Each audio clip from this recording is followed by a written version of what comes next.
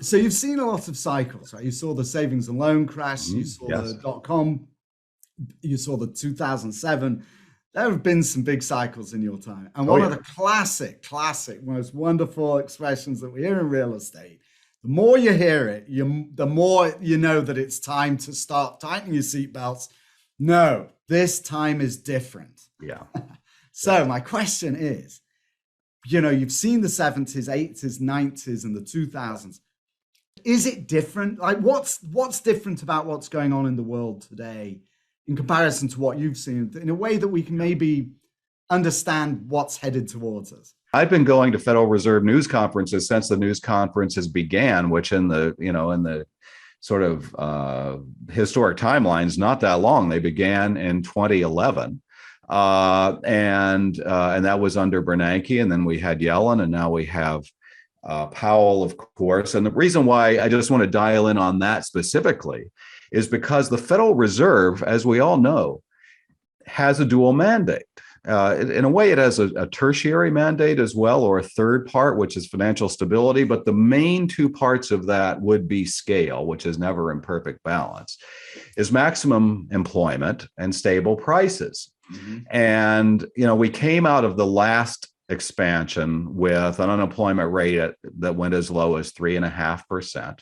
And the Fed, year after year after year, had failed to achieve its objective, or did not see the objective reached, of essentially 2% annualized inflation. And so I'm of the belief that there was a mindset that had essentially taken hold among most members of the, let's just say, the Federal Reserve Board or the Federal Open Market Committee, that truly believed that inflation had become an antiquated threat. In other words, it was not going to happen again.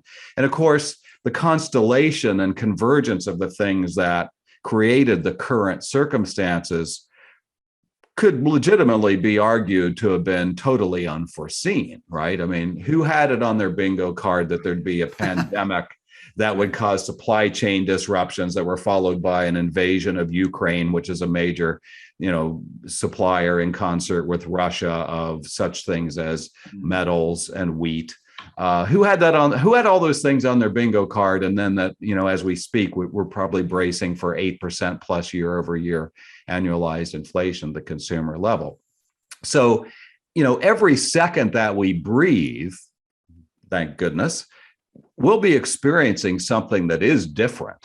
But there are always the notions that history may not repeat itself, but it very does often rhyme. And so what rhymes with the past now is that it was OPEC that helped to generate historically high inflation many years ago.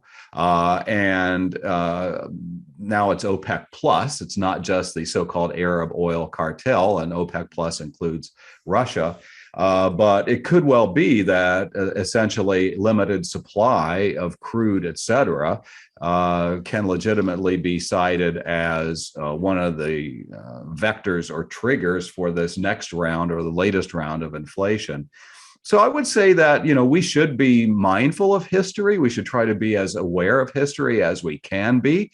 But to go to the earlier point about the Federal Reserve, reporters have asked Chairman Powell, essentially, did you take your eye off the ball? Was there too much stimulus in the economy, which is, occurs at both the elected official level, presidents and members of Congress, as well as the monetary piece, which is central banks.